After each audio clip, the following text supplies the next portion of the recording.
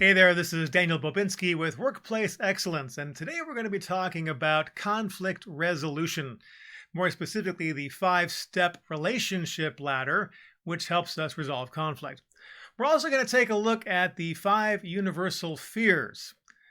Fears get in the way of conflict resolution, so we need to be able to identify what gets in the way and minimize those fears. We're also going to take a look at the two things never to say when you are in conflict res. And also, we'll take a look at the seven deadly sins of not listening, because not listening, well, it's kind of hard to resolve conflict if you're not listening. And then we'll take a look at the three situations in which you'll always want to use this ladder. All right, let's jump in now to the five universal fears. I call them universal fears because everybody on the planet has them to some degree or another. The first fear is criticism. Nobody likes being criticized. Second fear is failure. People don't want to be called a failure. The next fear is rejection. Nobody wants to be rejected, sent out, castigated. Then there's fear of not getting what you want. A lot of people will sometimes not move forward on something because they're afraid the outcome isn't going to be what they expect, so they don't even try. And that's a fear, and it can stop forward momentum. The last fear is fear of losing what you have. Maybe you have something of value, a position or a thing, and you're afraid of losing that. Now, everybody has these fears.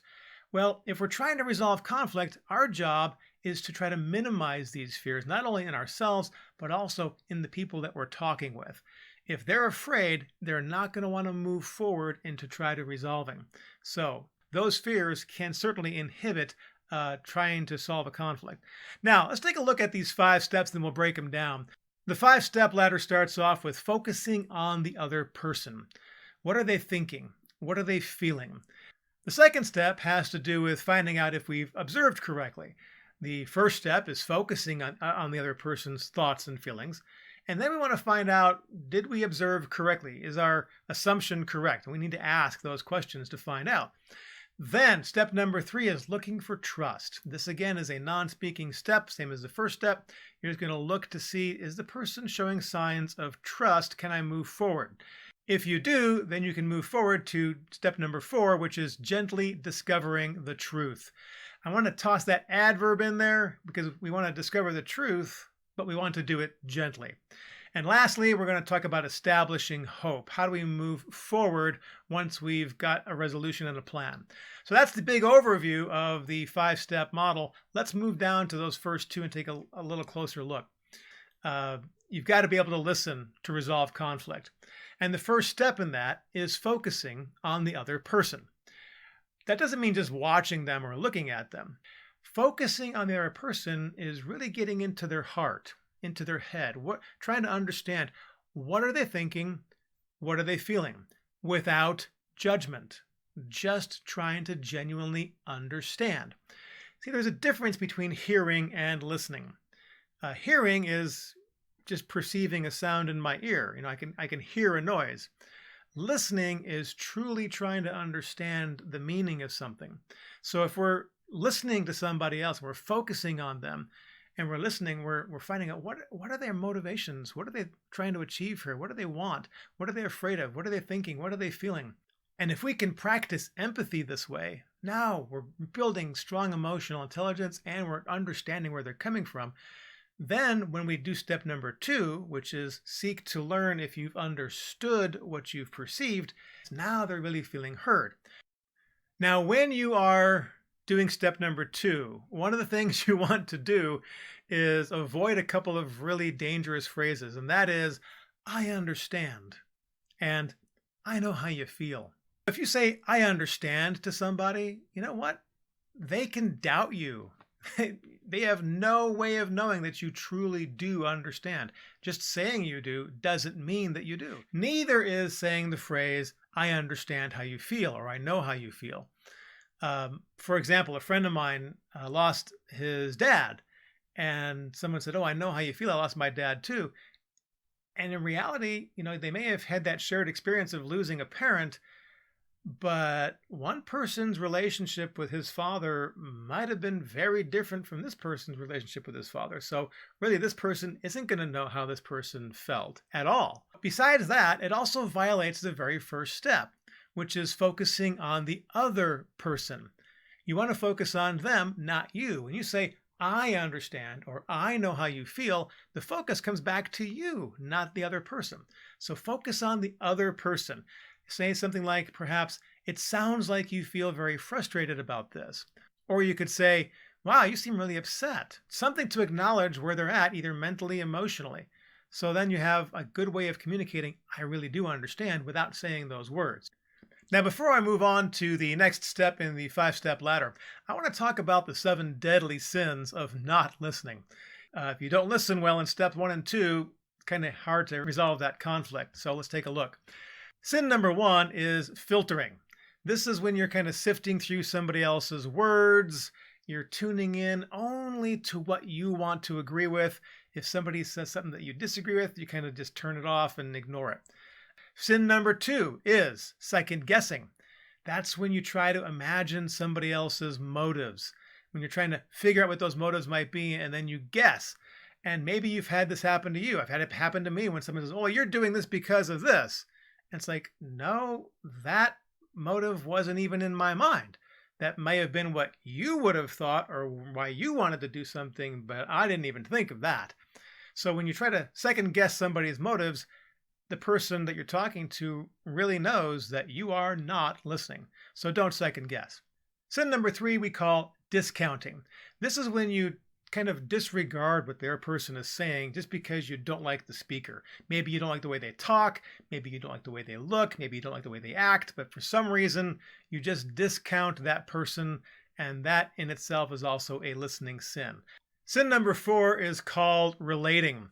This is when someone's talking, and every time someone says something, this person over here says, oh, that reminds me of when this happened, or oh, that reminds me of when that happened. And they're not really listening to you. They're just looking for a story that you're telling that reminds them of a story from their life that they can now talk about. That's called relating, and it certainly does not convey the fact that you're listening. Sin number 5 is called rehearsing. And rehearsing is when you are not really listening. You've got your next sentence in your head, and you're waiting for when you have an opening and you can jump in and say what you're going to say. Sin number 6 is called forecasting. Forecasting is when your brain's kind of running ahead of where the other person is, and you're trying to think, okay, where is he going with this? And it's okay to do that a little bit, but don't do that a lot. Because if you forecast too far in advance, now you're not listening to what he's saying now. And lastly, sin number 7 is called placating. That's when you say yes and you agree to everything the other person is saying, even if you disagree, just mostly because you don't want to have any kind of conflict. So placating is also a sin. Don't do that. Now, I also want to point out that all of these sins, if you're having a regular conversation with somebody that you know and you like and you trust, any one of these 7 things you can do, because they don't really get in the way of listening if you have good synergy and good relationship going. But when there's conflict and disagreement and tension, and you're trying to get past all of that to resolve that conflict, well, then you want to minimize all of these sins so that you're focused on the other person and then seeking to understand if what you've perceived is correct. So those are the 7 deadly sins. Now, if you've done step number 1 and step number 2 well, and you've eliminated all those sins, step number 3 is look for trust. Look for trust means watching body language. Again, it's not a speaking step. There's no talking here. You're just watching body language and listening to voice tone to see if they're relaxed a little more. When people don't trust, they tend to get a little guarded. Maybe they got their arms crossed, or their shoulders are up high and they're all self-protected. Maybe their voice tone is real tense because they're afraid of losing the argument and they're in fight or flight mode. So maybe they're talking and you say, sounds like you're really upset. And they go, yeah, I really am. And their arms come unfolded, and maybe their shoulders relax a little and their voice relaxes a little bit. So those are signs of trust. So look for those. You have to mentally Look for them because they're not just going to say, "Oh, gee, thank you for listening to me. I now trust you." That doesn't happen. But you want to be able to say if they are trusting you before you can move on. So step number 3 is kind of like that gate that lets you move on to step 4. If you don't see trust, stay with steps 1 and 2 a little longer until they see, why, this person really is listening to me. All right, let's say you do see the trust and now you're ready to move into step 4. The gate opens up. Step 4 there, gently discover the truth. Now, the truth is what really happened in the situation, what's really going on. Up until now, we're just talking about their perspective and their thoughts and feelings about the matter. Now we want to get into the meat of the matter. And you may have an opinion on this too, but first things first, get their opinion. And I always recommend to do it gently and with a question. And I say, so what do you think's going on here? What do you think's really happening? Or what do you think really caused this problem? And I don't do it with any kind of accusation in my voice. Again, I'm trying to minimize those fears, but I ask, and I'm looking for the truth, and I'm going to do it gently. I don't try to rush the situation, but I almost always ask when I want to share my thoughts. I'll ask, is it okay if I share what I think about the situation? Then they will usually say yes, and that has just given me permission to talk. But I always want to try to get both points of view. Now, notice also that up to this point, step 1, 2, 3, and 4, all has to do with either the present or the past. We're not talking about solving anything yet. We're not talking about how we're going to fix anything. All we're doing is acknowledging thoughts, acknowledging feelings, getting that sense of trust, and getting to the objective meat of what's going on. And then, and only then, can we say, well, should we talk about what we can do about this? And then we establish hope. That's step number 5. Moving forward into the future. Up until then, don't go there. You know, one of the biggest problems in conflict res is someone will come up to somebody else and say, problem, problem, problem. And this person will say, well, what you need to do is this. And they tell them how to fix the problem. It's kind of like getting on a ladder where the bottom rungs are all broken. Take a look at this ladder. There's 4 steps prior to moving forward into the future as to what needs to be done. 4 steps. If you have 4 steps that are broken at the bottom of a ladder, chances are you are not going to get on that ladder. All right? It's not going to be safe. And people want to feel safe. So use the whole ladder. Go through all 5 steps of this process. I do want to emphasize also to pay attention to the verbs. Focus on the other person.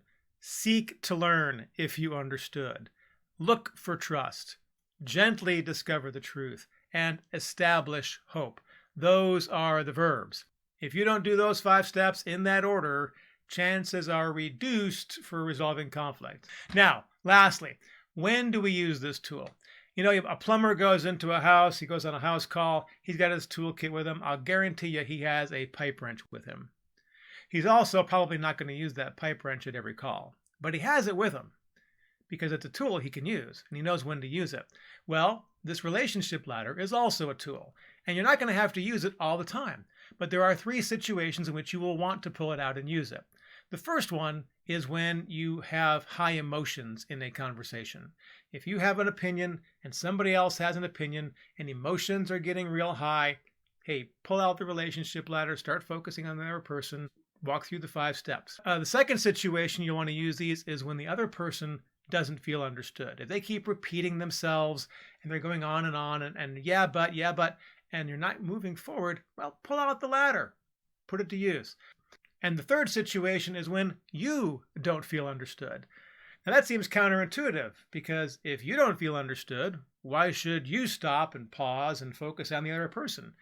Well, it kind of goes back to the saying that nobody cares how much you know until they know how much you care. And you want to know what the other person's thinking and feeling, help them feel heard. Now you've just built a platform for you to be heard. And now you can get your point across too. So the 3 situations: high tensions, when someone else doesn't feel understood, or when you don't feel understood. If you'd like some more resources for how to resolve conflict, I'm going to recommend my book, Creating Passion-Driven Teams. This is a New York Times bestseller. You can pick it up on Amazon. Chapters 10 and 11 in this book spell out these 5 steps, step by step, with much deeper explanation. You can get that information in that book. You can also pick up a copy of Removing Obstacles to Success, also a fun book, and you can pick that up at one of our websites. Anyway, we've been talking about conflict resolution, the 5-step model, the relationship ladder. I hope you've gotten some golden nuggets, some useful information, some techniques that you can use. And like I said, if you want to dig a little deeper, pick up a copy of Creating Passion-Driven Teams. This has been Daniel Bobinski. I'll see you guys in the next video.